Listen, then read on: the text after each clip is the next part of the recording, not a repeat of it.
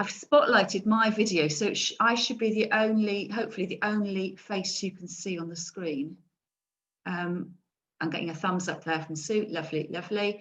And now is the opportunity, if you want to ask questions, is for you to ask them in the chat button, and provided my eyesight is okay, I will respond there and now. But if you are able to stay after the formal bit of the teaching, this is the bit I send out as the video for those people that can't attend live. I will take you off mute at the end of the session, stop recording, and then we can have a proper two-way conversation about what we're doing. And I know some of you need to leave before the end of the session, which is perfectly fine. And those of you who are able to stay and make and create, we can chat, and hopefully it will be as close to being in a normal real life class as possible, subject to any technical glitches. There's always a little technical glitch that I like to throw in the mix, is to keep you on your toes. So I will pack my register away, and we may well have a couple extra joining us, but that won't put us off. So if you are joining a little bit late, you won't hear this message, but you can introduce yourself in the chat. First of all, just to unsettle you, I've got something totally different on the desk in front of me. This is what we made last week, which was our 4-part Advent crown. So it wasn't a crown in the sense of something you wear on your head. It was a crown in the sense that that's the traditional word that the flower arrangers and florists use for having, counting down the 4 Sundays of Advent. So we made, I can just see my candle there going out. I thought it was going to be very dramatic, and it's extinguished itself. I don't know, that's an omen for something. But we made 4 little table arrangements and then put them round in a circle, and that's what became the crown. And if you could then link them, I know that Joan linked some with some decorative beads and wire, and I had a swirl of trailing ivy on there as well. So I've got numbers on mine. I've got a little number 1 down here and 2, 3 and 4 in the other room, and also added detail. I'm not sure whether I can feel it or see it, but there is a little number on the candle as well. So a little bit made, just little arrangements, and actually it's the first and only arrangement we're using across the whole project, across the whole 10 weeks, where we've actually used flower foam. So we're trying to minimise our use of flower foam because it's a single-use plastic, and these days we understand how damaging that is for the environment.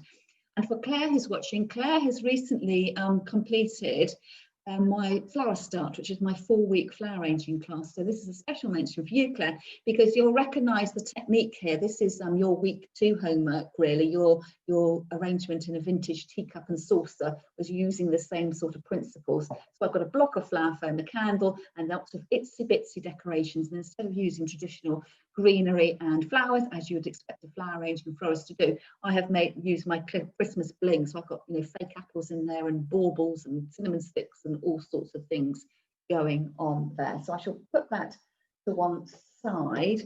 So for today's class, I'm hoping you've all had sight of what you needed to bring with you. It doesn't matter if you haven't got it. If you just want to sit and watch and listen to everyone as they work, it can sometimes be quite inspiring anyway to hold back on your making in order that you can start to see how other people are introducing the brief.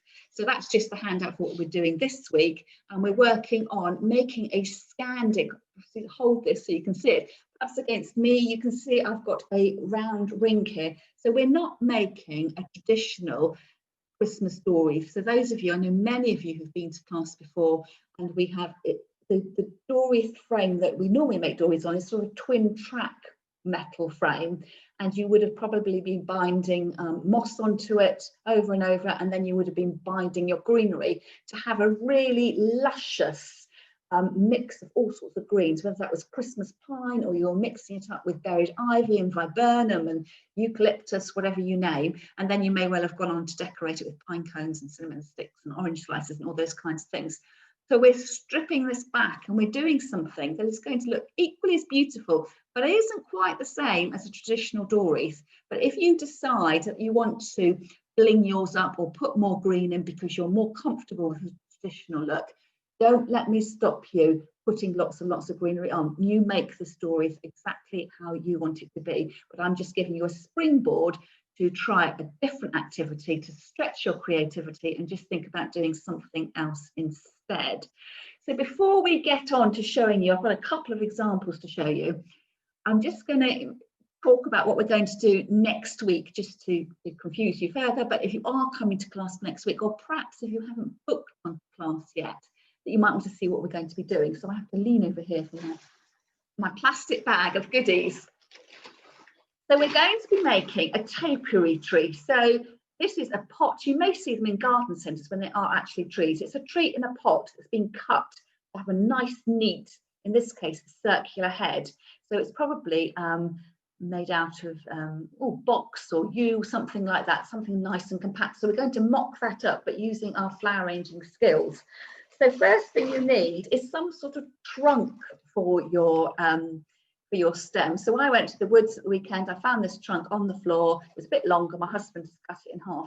So it's quite a substantial branch, actually. I'd like to say it was as slim as my arm, but it's a bit smaller than my arm. But it's not a flimsy twig, because we're going to be making a head on the top of this, the topiary tree on the top, which I'm going to fashion out of moss, using sphagnum moss. You may have been to class before. I made a topiary tree with a flower foam ball on the top. So if you can't find any moss, you have got the option of a flower foam ball on the top.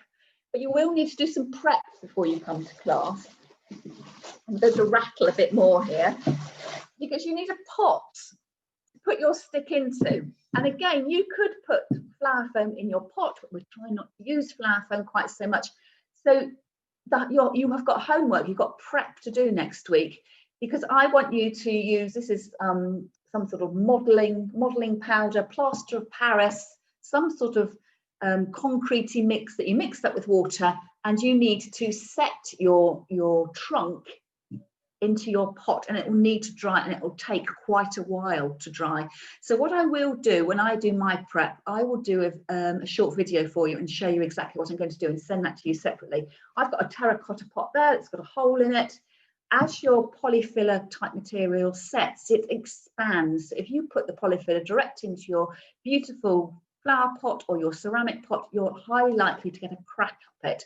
So you need to line your pot first. So this could be a yogurt pot or something like that. So you actually have your little container first with your tree trunk in it, and then you put all of that into your pot.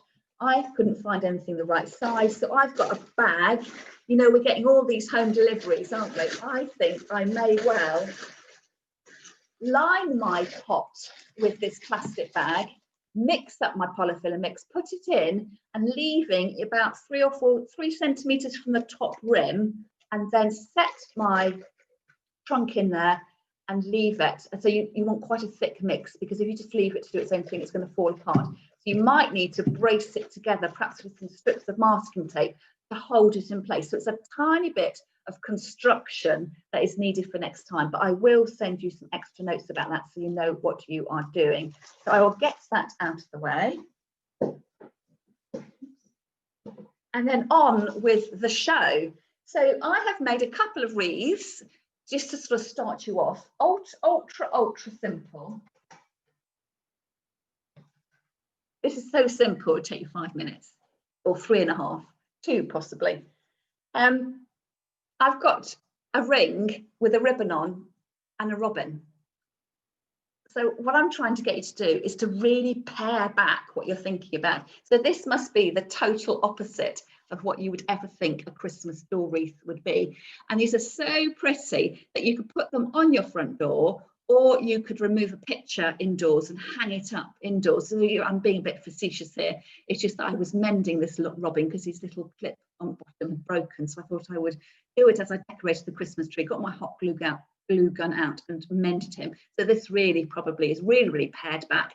Who is to know? It's only you that might know that you were going to add extra greenery on, but you could just keep it really minimal. There's no rules. The rules are you make what you want to make and what you've got time to make.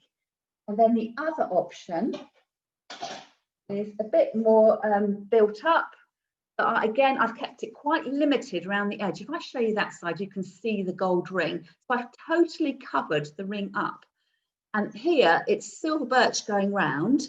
And if you came to the autumn Zoom classes, the technique I used here is the same. Do you remember we made 3 autumn door wreaths? One was twiggy, one had the dried helichrysum flowers on it, And there was another one, which I can't remember now, but there were 3 of those. And that, if you wanted to flip back to that, they're on the shop section of my website. You can catch up for £16.99. So it's it's a little spray area that we're creating. So that's got all the elements of what you would imagine a Christmas door wreath having. It's got some Christmas pine.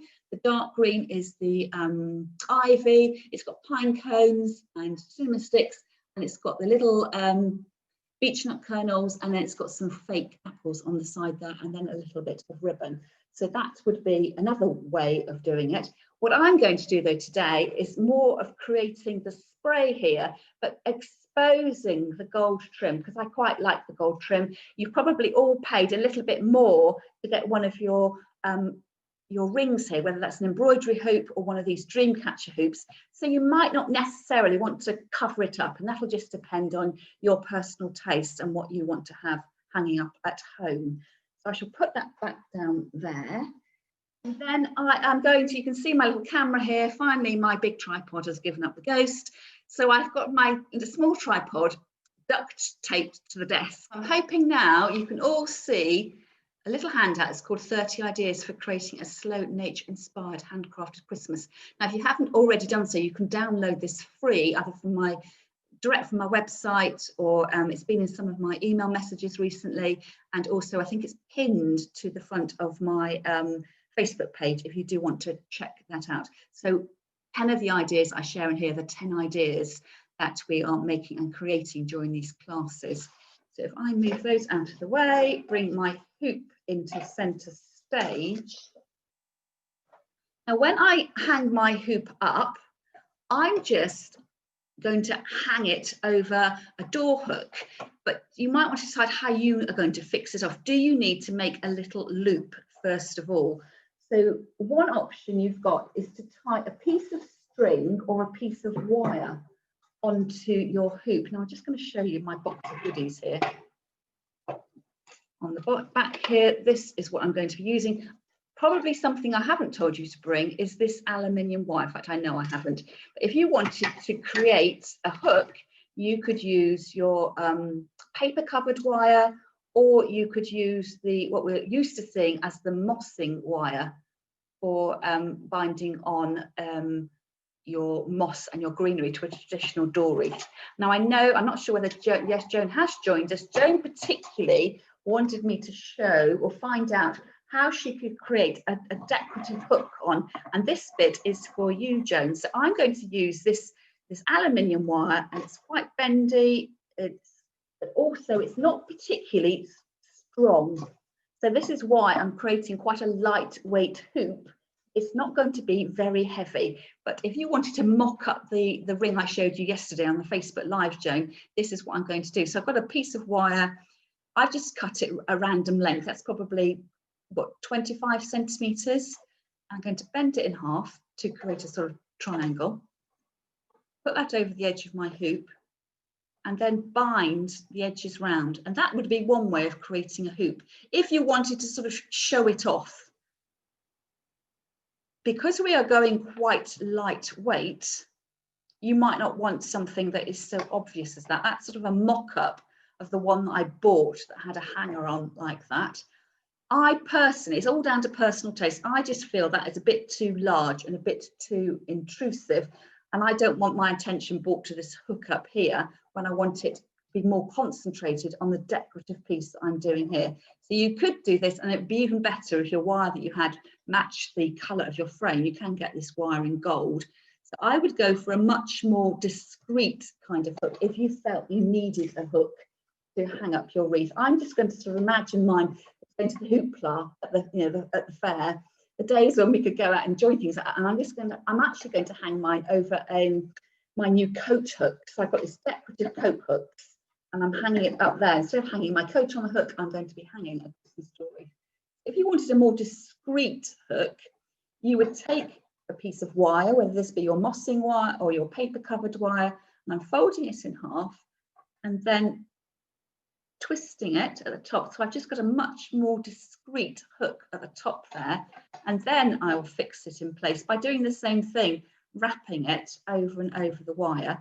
And again, being quite neat and discreet about it, because I don't want this hook to show the fixing of it, to show. And if I'm not going to cover the rest of my hoop in greenery, I don't want really to see this little bit here. So this is being functional and decorative at the same time. So you can see there, I've done, you know, I've had to fix it on somehow, and I've done it as neatly as I can by binding over and over. So I shall do that on the other side just to finish off. And then I will need, what I'm going to do actually, this one, I worked from the outside edge to the middle. I'm going to do the same thing other side. I'm going to come on the outside edge and work myself inwards, and then I can hide those cut ends up the stem of my loop, if that makes sense. So you will be able to make sure you're over binding as neatly as you possibly can as you work your way back up to that center where you've created your hook. But normally something like this, as I say, I don't do a hook, I just loop the whole lot over the screw fixing in my front door, and I'm getting rid of that cut end. Can you see how I'm wrapping it around the trunk of my loop? Just to get rid of those cut ends. You don't want it scratching you or your paintwork. So I'm being much more discreet there, trying to add on a loop that is functional, but looks sort of intentional and decorative. So that is my mechanic done. And everything you do, give it a little pull, a little twist. You don't want it falling down. When you make your work of art and you don't want it to be falling down. So coming on to my decorations, you've got so many choices here. On the pictures I showed you in the handout, some of the wreaths that we've made in class before came down either side from the top. Some of them started at the bottom and flipped their way up. Others had more of a complete circle look, and some of them just had a bit of decorative detail on this side there. So really showing off the whole of the hoop. So I'm going to show you how I'm going to do a decorative flourish. And if you want to go all the way around with your greenery, that's something that we can talk about in the Q&A. Basically, you just tie on a bit of string and you just loop your way all the way around, adding in fresh greenery as you go. So if that's the style you want to do, we can talk about that later on, or I can answer your questions if you leave them in the chat button. So what greeneries have I got? Let's move my cup of tea out of the way. I have got Christmas pine, and I haven't got very much greenery because I know that I'm not going to go overboard with the greenery. I've just got a sprig there. So this might be something that when you're putting up a fresh Christmas tree, you know, you're always having to take bits off the bottom to get it into your Christmas tree stand. And it may be that you can use, you know, one piece of Christmas greenery. It would be enough to create a really stylish Christmas hoop. Of course, I can't stop at that because, you know, you never know what else you need. So I've then got some lovely other kind of a conifer. I don't know what this is. If you do know what it is, let me know. This came from a friend's garden. Her tree fell over in a storm and she said, would I like some for Christmas? But you can see there, if I was to attach that on, it just looks really great. A few branches just springing off at the end. So that's another option. I love ivy. So we've got some buried ivy growing outside our kitchen window. And again, just a couple of sprigs of that tied on. It's got a sort of natural arching quality where the heaviness of the berry heads pulls the whole branch down. So you could make use of that and get it to either follow the curve of the of your frame, or actually to curve away from your frame to create something that sort of goes out of the circle rather than going round it. So that's a little bit there. And then I do love a little bit of silver birch. So every project, there's normally a little bit of silver birch that crops in. And this is a great material to use because it's quite flexible. And you could see that you could tie it on quite easily around the edges and have a silver birch theme going on to your wreath. And then the decorations, we'll do a bit of green first, and then we'll come to the decorations, and I can show you how to wire on pine cones if that's what you want. Cinnamon sticks, orange slices. So there will be a little bit of a traditional element if you feel more comfortable working traditionally. And then your choice of fixings, you fix your materials in with whatever you've got to hand. It could be that you've been to a door with making class before and you've got your mossing wire left. It could be that you've just got a ball of string from your kitchen drawer. That'll be fine. You will find it slightly difficult to work with string because every time you let go of a bit of green to pull out the next bit of string, your fixings will loosen a little bit. So you're having to remember to pull tight all the time. And then if you want to, make use of this, we've been using paper covered wire in quite a lot of these projects. You can do this. This is quite an expensive option though, but it's so beautiful because it looks red and it looks intentional. I'm not actually trying to hide my mechanics, what I'm tying my greenery on with, because I'm quite happy for it all to show. And I think probably as I film, using red is probably going to be much easier. So I'm going to pull off a length of wire, my red wire. If you've got a ball of string or you're using the wire on the reel here, I would keep it on the wire on the reel. It's just that my ball is so big, it's going to get in my way. So now is the decision-making time. We have to decide where we're going to fix the greenery on. In my mind, I've got the hook up here. I'm going to have the accent area down here, and I'm probably only going to put this much greenery on, just going sort of round from what's that, 8 o'clock till 5 o'clock, something like that. So the first thing I need to do is tie on my bit of string or a bit of wire. So I go over the edge here, I wrap it around a couple of times, and then I'm going to twist it. So I've gone a couple of times round, and then with that cut end that's exposed, if I twist that with the long end, it should hold in place. So twist it round. And then with everything we do, just give it a little tug. If it comes undone now or feels loose, retie it, either cut it off or just tighten it up. But you don't want any of your greenery slipping and sliding around. And because we're using smooth metal rings, you may find, like this does, it's tight, but it does move. So just to be aware of that you will need to be binding on everything really tightly in order that it doesn't sort of slide around your wreath form. So let's get started. So I'm going to go in with a little bit of my ivy first of all. Now it does have this lovely arching quality, which you may naturally think, oh, I want it to fit around, and that would be the normal thing that we would do as flower arrangers, get everything to go around in a circle. But we're doing things differently. We're challenging ourselves. If you want to go all the way around, by the way, do it. It's just if you want a bit of a challenge, sort of work a bit counterintuitively. So I want this little flourish, and I want my bits of greenery to sort of hang off my hoop. So what I'm going to do first of all is I need to have a clean stem so that I can fix my greenery on down here. Now it may be when I've finished my wreath, I might decide these things are just a bit too wobbly and bobbly, and I might go back in, you never know, and just tie in a few individual pieces. But for now, I'm going to tie them on. So I've got all my bushy bits here. I will say at this stage that I am right-handed.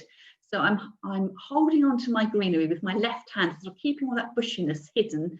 And with my right hand, my working hand, I then start to wind my greenery in place and bind it on. You need to do this quite carefully and securely, because as your materials aren't in water, they won't stay plumped up and fresh. They will dry out a little bit. And as they dry, they shrink.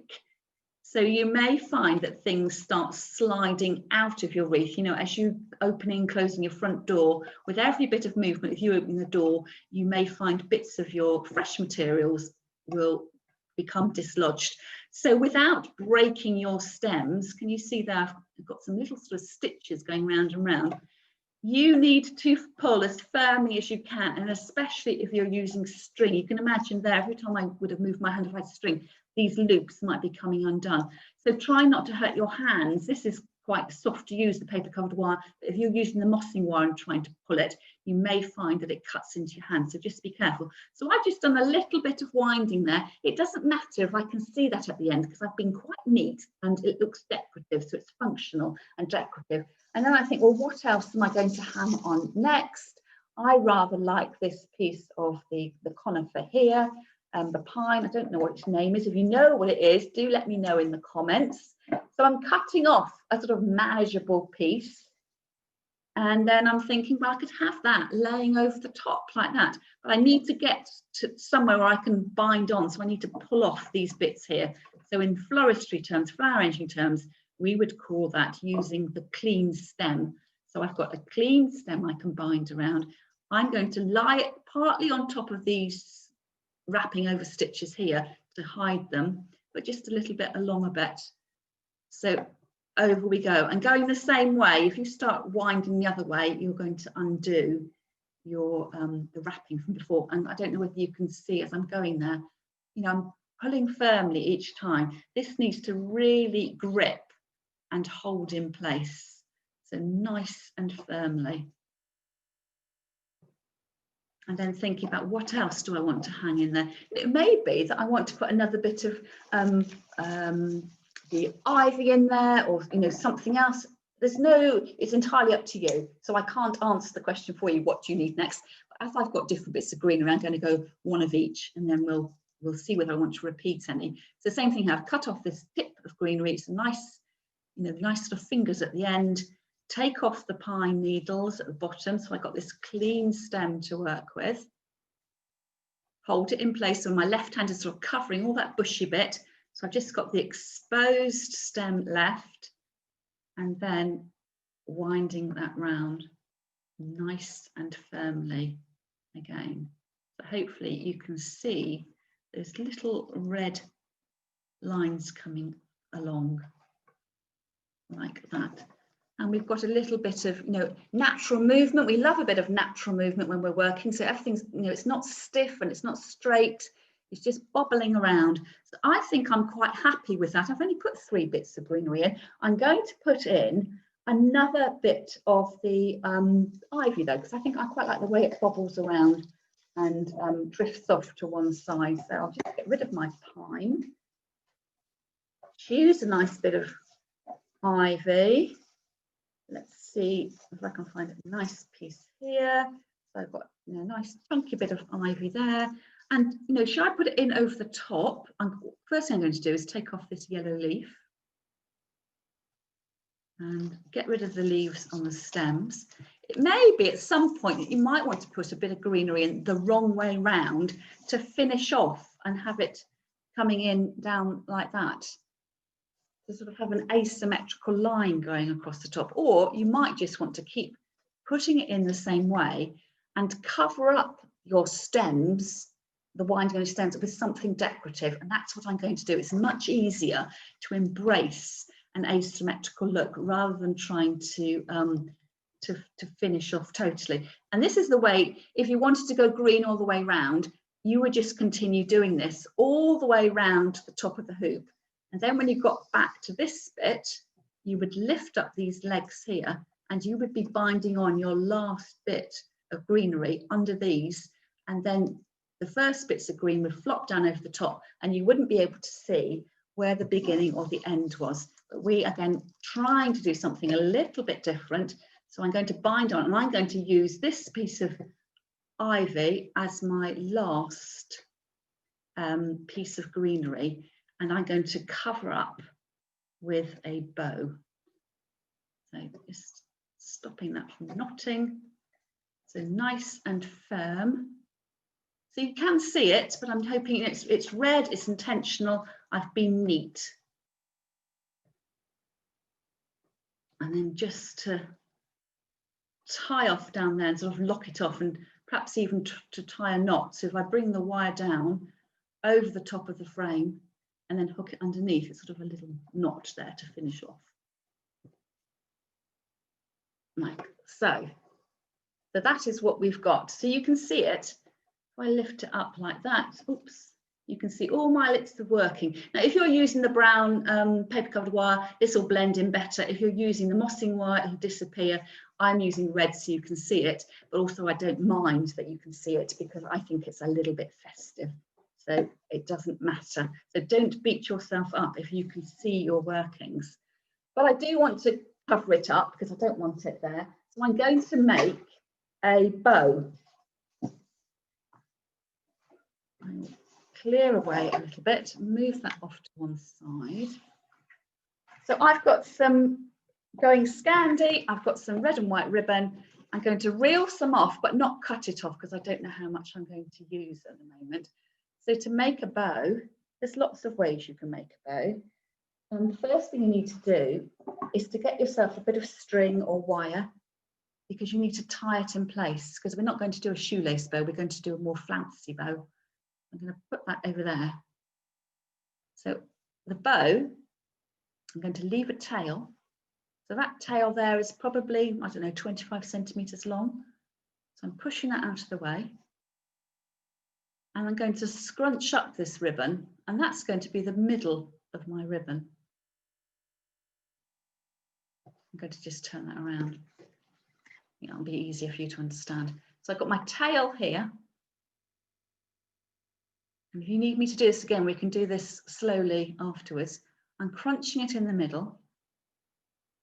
And then I'm going to make a loop. You see that? I sort of come up and away. And then I'm going to crunch that back into the middle and give the ribbon a twist. And then I'm going to come down. So I'm creating a bit like a figure of 8. So I'm going to make another loop that's the same size as the first one and crunch it back into the middle. And you have to hold on to this ribbon. If you let go, it'll all fall apart. But you can see there, I've got a loop at the top, a loop at the bottom, and I'm going to make a little loop now. This loop went straight up. I'm going to make a loop coming off to this one side. So again, approximately the same size, crunch it into the middle and twist and come out. So this one, 1, 2, 3, and I'm going to do the fourth one, sort of coming diagonally out from that one. Same thing again, making a loop, scrunching it together, and then coming out the other side. Now this takes quite a lot of ribbon, so that's why I say don't cut it off. But can you see there, that was the first one, the second one's down there, the third one to the left, and then diagonally opposite, and I'm coming to the right, and then it'll be diagonally opposite under there as well. So twist, twist, twist, and then I will need to come the other side. So you have to believe me when I've done one underneath as well. So you can see I've got a ribbon there, and if I let go, it's all going to fall apart. And this is why you need to have your pre-cut piece of wire off to the side. I roll that across the top of the ribbon and bring it to the back, and I'm going to scrunch all those loops out of the way, cross over the wires and twist them together. And you need to twist really securely to the bottom of the ribbon. If you leave it too loose, you will find that your ribbon will just slide out of the way. So what I've got here, you can probably see my first 2 loops, and then the 2 either side of that first one, and the 2 either side on that one. So it just gives you a multi-looped bow. And then when you're happy with it, you can then cut your tails to length, whether you want them to be exactly the same length or whether you want to be one shorter or longer than the other, it's entirely up to you. I've gone for slightly different lengths here. I can move that ribbon out of the way. And then I like to cut my ribbon with a dovetail, sort of the triangle out of it. So I fold in half and then cut from the folded end up and out, which gives you the little dovetail end. And that is ready then to tie in place. And then you could have a look, decide whether you've had enough or whether you want to add in some other decorative details. Now off to the side, I've got my glue gun ready, and it's much easier to add things in with a glue gun. Nobody is going to know. So can you see here, I've got the 2 ties in finger and thumb here, finger and thumb here, and I can take that and put the ribbon over those cut ends, and it covers up all that little bits of trimming I did. If I fold that over, I can then twist tie in place. And this is the beauty of this paper covered wire, that you can just twist it in place. And then I will cut off, and I probably cut it to about 1 centimetre long, because again, I want to make sure that these little cut ends aren't going to scratch me or scratch my front door. So I do cut them about 1 centimetre long, and then I fold them over in on themselves. So I know that the cut end is buried, and I can flatten it against the frame. So rolling it over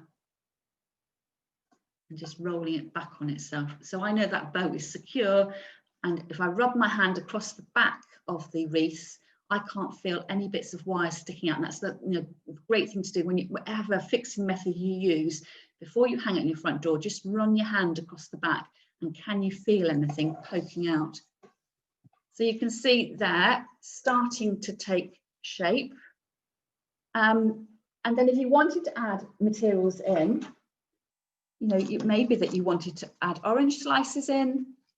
This is entirely up to you. I'm just going to mock this up for the moment, or whether you wanted to add pine cones in. So I would add these materials in as you were working. So you need to have a little bit of an idea of what you're going to do, but you've got options for adding other bits and pieces. And you can see that the more you add in, the more festive it looks, but also the more traditional it's looking. So I think probably I might add in some berries. I don't know if I'm going to add in the orange slices or not, but we'll move on to that now. So ideally, the greenery looks great because it's lovely and natural.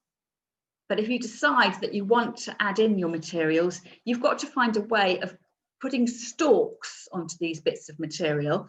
And then I would bind them in the same way we did before. So I would take my piece of greenery and bind that on, and then I would add in my pine cone and bind it on. So I wouldn't really add these in later. There's nothing to stop you doing that, but I would bind them on as you go, and I think you will find it easier to do that.